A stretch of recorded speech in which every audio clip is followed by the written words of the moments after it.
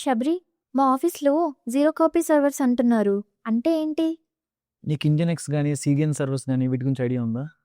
ఏదో కొంచెం ఐడియా ఉంది. ఓకే, ఇవన్నీ జీరో కాపీ మెకానిజం వాడి చాలా ఫాస్ట్గా వర్క్ అవుతాయి అన్నమాట. అవునా? అంటే ఎలా?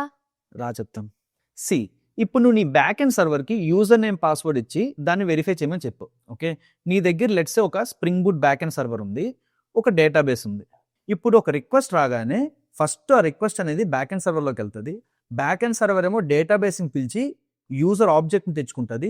యూజర్ని తెచ్చుకోగానే యూజర్ నేమ్ పాస్వర్డ్ కరెక్ట్గా ఉందో లేదో వెరిఫై చేసి నీకు ఫ్రంట్ ఎండ్కి రెస్పాన్స్ ఇచ్చేస్తుంది.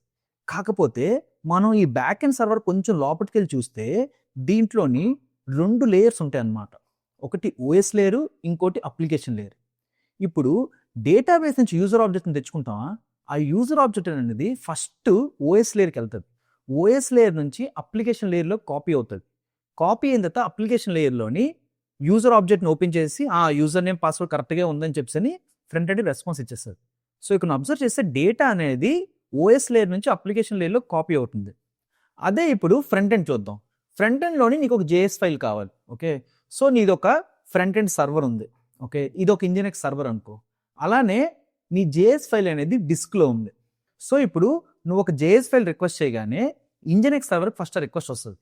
సో ఇంజినెక్స్ సర్వర్ను ఓపెన్ చేసి చూస్తే దాంట్లో కూడాను ఒక 2 లేయర్స్ ఉంటాయి అన్నమాట. ఇది అప్లికేషన్ లేయరు, ఇదేమో ఓఎస్ లేయరు. సో ఇప్పుడు ఇంజినెక్స్ ఏమంటుందంటే డిస్క్లో జేఎస్ ఫైల్ ఉంటుంది, ఆ జేఎస్ ఫైల్ తీసుకొని రా అని చెప్పి ఓఎస్ చెప్తుంది అనమాట. ఓఎస్ ఏమో ఆ జేఎస్ ఫైల్ తీసుకుంటుంది. తీసుకొని దాన్ని అప్లికేషన్ లేయర్కి ఇవ్వదన్నమాట. ఇవ్వకుండా డైరెక్ట్గా క్లయింట్కి ఇచ్చేస్తుంది అనమాట. సో ఇక్కడ అబ్జర్వ్ చేస్తే డేటా అనేది ఓఎస్ లేయర్ నుంచి అప్లికేషన్ లేయర్కి కాపీ అవ్వట్లేదు. ఎందుకంటే అవసరం లేదు. ఇంజినెక్స్ అంటే నాకు ఇచ్చేం లాభం రా, డైరెక్ట్గా ఈ డేటాని ఇచ్చేయి అని చెప్పి అంటుంది అనమాట.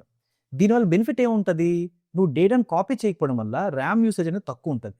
At the same time CP usage తక్కువ పడుతుంది. థర్డ్ థింగ్ ఏంటంటే గార్బేజ్ కలెక్టర్ మీద ఎక్కువ ప్రెషర్ పడదు.